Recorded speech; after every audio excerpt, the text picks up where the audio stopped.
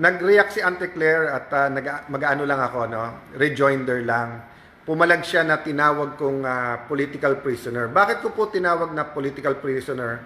And it's a democracy, no? Malaya naman tayo mag-discuss. Okay. I have faith in our justice system. Abogado ko. So whether yan ay Supreme Court, CA, Court of Tax Appeals, yan po ay Sandigan Bayan, yan po ay mga piskalya under the DOJ. Ako'y naniniwala sa system of justice natin. It's not perfect. We're here as officers of the court. We should protect, we should encourage, we should make it stronger. Ang sinasabi ko po, lahat po na weaponize. So, si Senator Jinggoy, hindi ko na ulitin yung napakarami ko nang sinabi.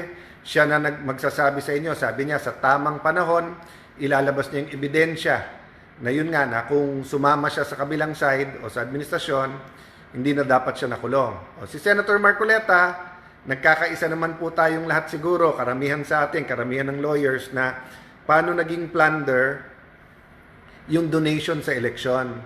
Nung isang araw, kinikwento ko nga sa mga kaibigan ko, talagang, alam mo, hindi kami nagkakausap ni Mike Defensor. Nagkita kami sa hearing, pero taon din, hindi kami, minsan to common friends, kamusta kayo, ganyan, pero hindi kami nagkakausap, no?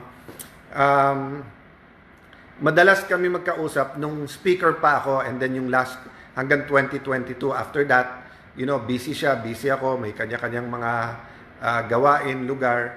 But sabi ko nga, nung kinulong siya, bakit plunder din yung sa kanya? Let me explain that to you guys. So for example, may kandidato, wala pang campaign period. Iikot sa buong Pilipinas.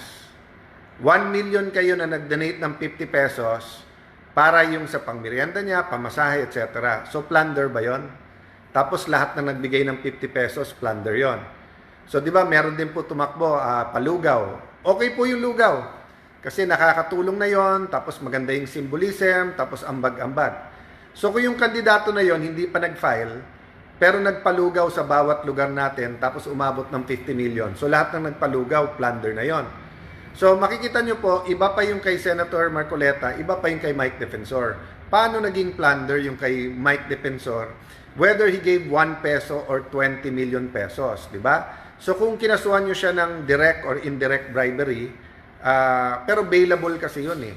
Di ba? Tapos,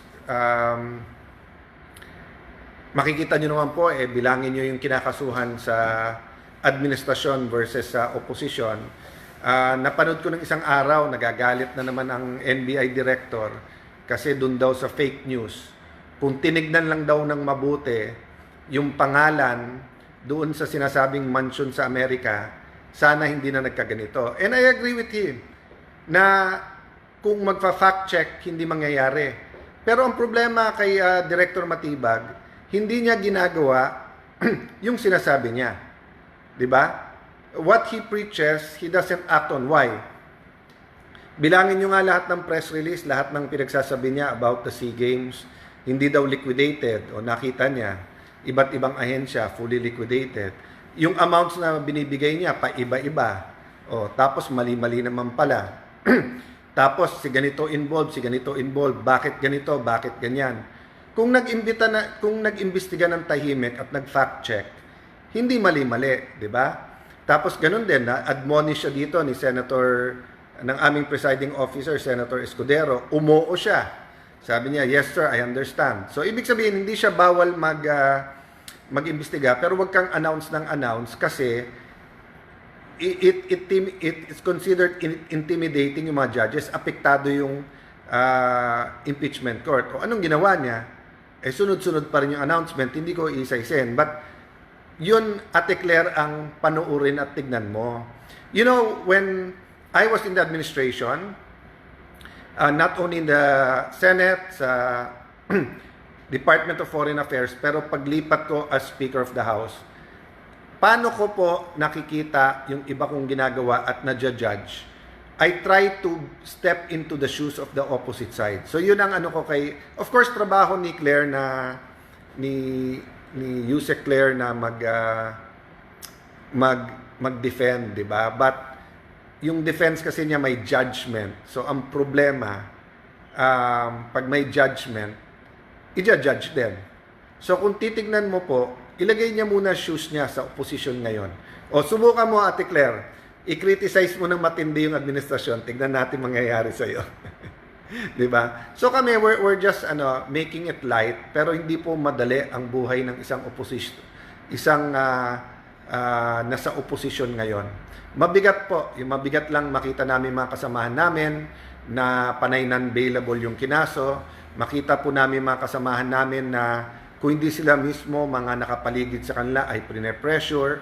So having said all of that, I won't focus on that kasi kung nandito po si Senator Bato, kung nandito po si Senator Marcoleta, kung nandito po si Senator Jinggoy, ang pag-uusapan namin sa SONA at kontra-SONA, saan ba tayo nagkakaisa? For example, taas ng presyo ng bilihin. Kailangan talaga magkaisa at hanapan ng solusyon yon.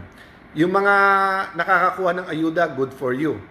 Pero mas maraming hindi nakakakuha. So ang question, lalo dun sa may small businesses, may kalenderya, may barberya, nakabili ka ng motor, so ginagamit mo yung motor sa negosyo.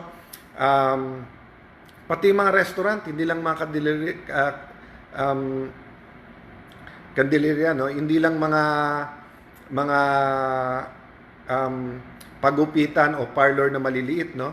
Maraming mga negosyo ngayon nahihirapan at walang pantawid na puhunan, di ba? So whether yan ay sa palengke, whether yan ay turo-turo, whether yan ay barbecuehan, sa amin meron pa rin yung mga pushcart, tapos nandun yung mga fishball, etc. They are one sickness away or 1, 2, 3 days away from hindi nakapagtrabaho, then they're in poverty.